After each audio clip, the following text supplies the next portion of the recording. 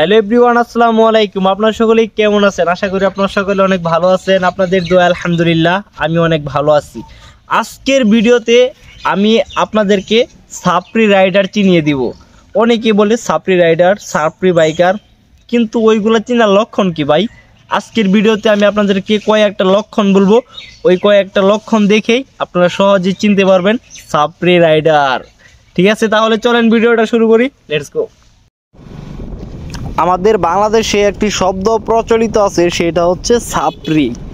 অনেক বাইকার দেখলেই তাদেরকে মানুষজন সাপ্রি বলে, দেখলেই বলে এই সাপ্রি যাইতেছে, এই সাপ্রি বাইকার। তো আজকে আমি সাপ্রি বাইকারের কয়েকটা লক্ষণ বলবো, সাপ্রি বাইকারের কয়েকটা দিক বলবো। ওই দিকগুলা দেখেই আপনি সাপ্রি বাইকারকে খুব সহজে চিহ্নিত করতে পারবেন, খুব সহজে চিনতে পারবেন কোনটা সাপ্রি বাইকার, কাদেরকে সাপ্রি বাইকার বলা হয়। তো ফার্স্ট অফ অল আমি সাপ্রি বাইকারের একটি প্রধান লক্ষণ বলতেছি, সেটা হচ্ছে সাপ্রি বাইকারের বাইকের যে দুই সাইডে দুইটা লুকিং গ্লাস থাকে, ওই লুকিং গ্লাসগুলো থাকবে না, ওই লুকিং গ্লাসগুলো তারা খুলে ফেলবে। এই লুকিং গ্লাসগুলো খোলাতে মারাত্মক লেভেলের রিস্কের মধ্যে থাকে একজন বাইকার। কারণ দেখা গেছে বাইক থেকে আপনি যদি রোড ওভারটেক করতে চান, অথবা আপনি ডান সাইডে আছেন, ডান সাইডে থেকে আপনি বাম সাইডে যাবেন, ওইটা যাওয়ার আগে আপনাকে লুকিং গ্লাসে দেখতে হবে আপনার পিছনে কোনো গাড়ি আছে কি না। তো আপনার যদি লুকিং গ্লাস না থাকে তাহলে আপনি দেখবেন কি করে? লুকিং গ্লাস না থাকলে তো আপনি দেখতে পারবেন না। সেই জায়গায় অ্যাক্সিডেন্ট হওয়ার সম্ভাবনাটা একদম 100% থাকে যদি আপনার পিছনে কোনো গাড়ি থাকে। তো এই জন্য আমাদেরকে লুকিং গ্লাস অবশ্যই রাখতে হবে। আর যদি লুকিং গ্লাস না থাকে তাহলে ওইটা ধরে নেবেন সাপ্রি নাম্বার 1। তো আশা করি বুঝতে পারছেন যে সাপ্রি কাদেরকে বলে। এইটা গেল সাপ্রি বাইকার চেনার একটা লক্ষণ। আরও কয়েকটা লক্ষণ আমি আপনাদেরকে দেখিয়ে দিব, চিহ্নিত করে দিব। এগুলা লক্ষণ দেখেই সহজেই চিনতে পারবেন সাপ্রি বাইকার কাকে বলে। সাপ্রি বাইকার চেনার আরেকটি লক্ষণ হচ্ছে, যারা অরিজিনালি সাপ্রি বাইকার তারা দেখবেন সামনে, বাইকের সামনে যদি 2-4 জন মানুষ দাঁড়ায় থাকে, একটা রাস্তা দিয়ে যাইতেছে, রাস্তার সামনে ওইখানে 2-4 জন মানুষ দাঁড়ায় আছে, সে অস্তে ধীরে সুস্থিরে তার মতো করে সে যাইতেছে, বাইকের টান ধরেন টপ স্পিড 30-40 এরকম আছে আর কি।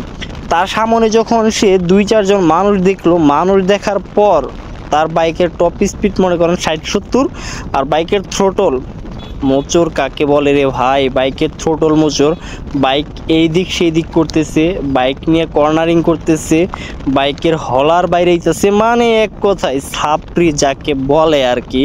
তো এটা হচ্ছে সাপ্রি বাইকারের আরেকটি লক্ষণ। এটা দেখলে আপনি বুঝতে পারবেন এটা সাপ্রি।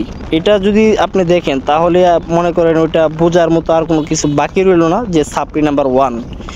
এইটা আমি অনেক বাইকারের ক্ষেত্রেই দেখছি, তারা দেখবেন স্বাভাবিকভাবে বাইক রাইড করতেছে, যখনই দেখবে তাদের সামনে কয়েকজন মানুষ দাঁড়ায় আছে, দূর থেকে এটা দেখার পরেই দেখবেন তাদের বাইকের টপ স্পিডটা বাইরে গেছে, বাইকের এক্সজস্টের যে সাউন্ডটা ওইটাও বাইরে গেছে, মানে এক কথায় পুরাই সাপ্রি। সাপ্রি বাইকার চেনার আরেকটি লক্ষণ আমি আপনাদেরকে দেখিয়ে দেই। সাপ্রি বাইকার দেখবেন আপনি যাইতেছেন তার সামন দিয়া, স্বাভাবিকভাবে যাইতেছেন, সেও স্বাভাবিকভাবে যাইতেছে, আপনি তাকে ওভারটেক করবেন, ওভারটেক করার সময় আপনি তাকে হর্ন দিলেন, হর্ন দেওয়ার পর দেখবেন তার বাইকের যে স্পিডটা ওইটা আরও বেড়ে গেছে। এক কথায় মানে আপনাকে সে আগে যাইতে দিবে না, আগে যাইতে দিবে না। সে এইটা বুঝতে পারে না যে হয়তোবা তার থেকে আপনার জরুরি কোনো দরকার থাকতে পারে, যার কারণে আপনি তার থেকে বেশি স্পিডে যাইতেছেন, এমনকি তাকে ওভারটেক করার চেষ্টা করতেছেন। এইটা সে আর বোঝে না, সে ভাবে কি যে না না তাকে আমি আগে যাইতে দিব না, কখনোই না, এটা সম্ভব না, কোনোভাবেই না। তো যখনই দেখবেন যে আপনি হর্ন দেওয়ার সাথে সাথেই তার বাইকের টপ স্পিডটা একদম অনেকটাই বেড়ে গেছে, তখনই বুঝে নেবেন এটা হচ্ছে সাপ্রি। আর আমি সাপ্রি ভাইয়াদেরকে বলে দেই, তোমরা কখনো এরকমটা কইরো না, কারণ দেখা গেছে তোমাদের পিছনে একটা বাইক আছে, সেটা তোমাদেরকে ওভারটেক করতে চাইতেছে, তখন তোমরা কি করো, তোমাদের বাইকের স্পিডটা আরও বাড়িয়ে দাও, আর তোমার পিছনে যে বাইকটা আছে ওইটা তোমাকে যে ওভারটেক করতে যাইতেছে তাকে তুমি কখনোই ওভারটেক করতে দাও না, তোমার আগে যাইতে দাও না। হয়তোবা দেখা গেছে তার জরুরি কোনো কাজ থাকতে পারে, ইমার্জেন্সি কোনো দরকার আছে, যার কারণে সে অনেক স্পিডে যাইতেছে, সে তোমাকে ওভারটেক করতে চাইতেছে। আর যখন তুমি এরকমটা করো, তাকে ওভারটেক করতে দাও না, দেখা গেছে তোমার বাইকের টপ স্পিডটা তার বাইকের টপ স্পিডের চাইতে আর দ্বিগুণ বাড়িয়ে দেও, তখনই কিন্তু অ্যাক্সিডেন্ট হওয়ার সম্ভাবনাটা অনেক বেড়ে যায়।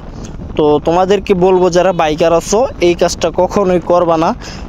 তোমার পিছন থেকে যদি কেউ হর্ন দেয় তখন তাকে তুমি সুন্দরভাবে সাইড দিয়ে দিবা। দেখা গেছে তার সামনে ইমার্জেন্সি কোনো কাজ থাকতে পারে, হসপিটালে রুগী থাকতে পারে, আদারওয়াইজ অফিসিয়াল কোনো কাজ থাকতে পারে, যার কারণে সে অনেক স্পিডে যাইতেছে। তো আশা করি বুঝতে পারছো, যদি তোমাদের পিছন দিকে কোনো বাইক হর্ন দেয় তাহলে ওই বাইককে সুন্দরভাবে সাইড দিয়ে দিবা। আর যদি মনে করেন সে সাইড না দিয়ে বাইকের টপ স্পিডটা আরও বাড়িয়ে দেয়, বুঝে নেবেন ওইটা নিঃসন্দেহে সাপ্রি। সাপ্রি বাইকার চেনার আরেকটি মেন লক্ষণ, এইটা মনে করেন সাপ্রিদের প্রধান লক্ষণ বললেই চলে, সেইটা হচ্ছে সাপ্রিদের হলার, যেটাকে একজস্ট বলে অনেকেই, আবার অনেকেই হলার বলে, এক একজনে এক একটা বলে আর কি। ওইটার সাউন্ডটা দেখবেন অনেক লেভেলের বাড়তি থাকবে, অনেক লেভেলের বেশি থাকবে। যখনই তারা মানুষজন দেখবে ওই সময়ই তারা ওই হলারের সাউন্ডটা মনে করেন একদম বাড়ায় দেয়, যতটুকু সম্ভব অতটুকুই তারা বাড়িয়ে দেয়। থ্রোটল মুচুর দিলেই হলারের সাউন্ডটা বেড়ে যায়। তারা ভাবে কি মানুষজন তাদেরকে হয়তোবা অনেক ভালো বলতেছে, মানুষজন তাদেরকে বাহাবা দিতেছে, এই জন্য তারা হলারের একজস্টটা লাগাইছে, কিন্তু বিষয়টা ভাই মোটেও এরকম না। আপনি যখন মানুষের সামনে দিয়া ওই হলার একজস্ট ওইটা বাইরেতে যান, তখন মানুষজন আপনাকে ভালো বলে না, বরং একটা কথাই বলে, সাপ্রি, এই ভাইয়া ওই যে সাপ্রি বাইকার যাইতেছে, এই কথাটাই বলে, আদারওয়াইজ অন্য কিছু বলে না। তো আশা করি আপনারা বুঝতে পারছেন। তো তোমাদের যাদের বাইকের মধ্যে হলার আছে, হ্যাঁ হলার কারো কাছে ভালো লাগে আবার কারো কাছে ভালো লাগে না। যদি তোমার কাছে ভালো লাগে তাহলে তুমি হলারের সাউন্ড একজস্ট ওইটা বাড়াইয়া দিও যেইখানে মানুষজন নাই সেইখানে। কিন্তু দেখা গেছে তুমি মানুষজনের ভিড়ে যাইয়া একজস্টের সাউন্ডটা বাড়াইয়া দিলা, ওইখানে তুমি নিজেকে প্রো রাইডারের প্রমাণ দিতে যাইয়া মনে করো সাপ্রি হইয়া গেলা। বিষয়টা এরকম হইল, আশা করি বুঝতে পারছো। সাপ্রি রাইডার চেনার আরেকটা লক্ষণ হচ্ছে তারা দেখবেন যদি অন্য কারো বাইক পায়, মনে করেন সাপোজ সে তার ফ্রেন্ডের বাইকটা নিয়ে গেল, তখন দেখা গেছে বাইকের দয়া মায়া সাইরা এরকমভাবে বাইক রাইড করবে সে যেন এই বাইকের কোনো মূল্যই নাই। যেই রাস্তায় বাইকের টপ স্পিড থাকা উচিত 30 থেকে 40, ওই রাস্তার মধ্যে বাইকের টপ স্পিড থাকে 80 থেকে 90।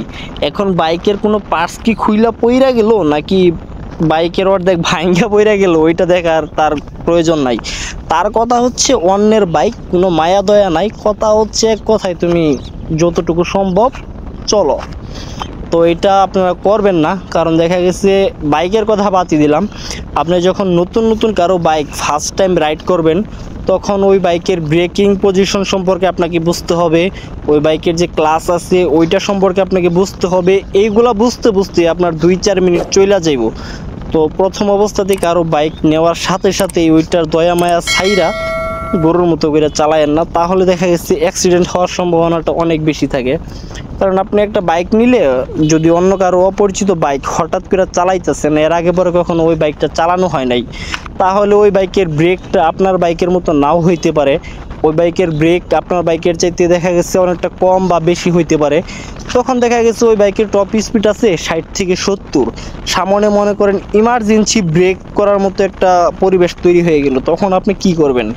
তখন তো দেখা গেছে আপনি চোখ মুখ বন্ধ করে ব্রেক চাইপা বসবেন, তখনই তো অ্যাক্সিডেন্টটা হয়ে যাবে। সো এই ক্ষেত্রে আপনারা অনেকেই সাবধান থাকবেন, কারণ এরকমভাবে গরুর মতো করে বাইক চালানোর কোনো মানেই হয় না। অন্যের বাইক পাইলে এরকম মায়া দয়া সাইরা চালায়েন না। অন্যের বাইক পাইলে প্রথম অবস্থায় 5 থেকে 10 মিনিট আগে বাইক সম্পর্কে বুঝবেন, বাইকের সাথে নিজেকে আগে মানিয়ে নেবেন, বাইকের ক্লাচটা কতটুকু চাপা উচিত, বাইকের ব্রেকটা কতটুকু চাপা উচিত, এটা আগে বুঝবেন। এটা বোঝার পরে যে রাস্তায় যতটুকু টপ স্পিড দরকার অতটুকু টপ স্পিডে বাইকটা রাইড করবেন। আশা করি আপনারা বুঝতে পারছেন। আমি যেই বিষয়গুলো বললাম এই বিষয়গুলো যদি কোনো বাইকারের মধ্যে আপনি দেখতে পান তাহলে নিঃসন্দেহে ওই বাইকারকে আপনি সাপ্রি রাইডারের ক্ষেত্রে ধরে নেবেন, তাকে সাপ্রির কাতারে রাখবেন, এতে কোনো সমস্যা নাই, কোনো সন্দেহ নাই। তো পরিশেষে একটি কথাই বলতে চাই, আপনি যদি আমার চ্যানেলে নতুন হয়ে থাকেন তাহলে আমার চ্যানেলটি সাবস্ক্রাইব করে দেবেন এবং ভিডিওতে ছোট্ট করে একটি লাইক করে দেবেন। আজকের ভিডিওটি এই পর্যন্তই। আপনাদের সাথে দেখা হবে পরবর্তী নতুন কোনো এক ভিডিওতে। এর আগ পর্যন্ত আপনারা সকলে ভালো থাকবেন, সুস্থ থাকবেন। খোদা হাফেজ।